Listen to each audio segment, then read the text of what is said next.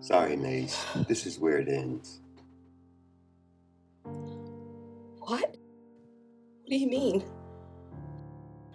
You can still help him, can't you? I wouldn't want to remove the shred of humanity he has left. You just can't give up on him, Doctor.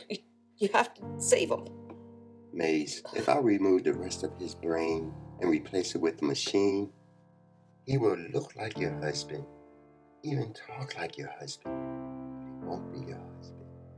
The spark of life will be gone, and I will be the one that caused it. But if we do nothing, he will die. That's true. He will die. But like a man and not a machine.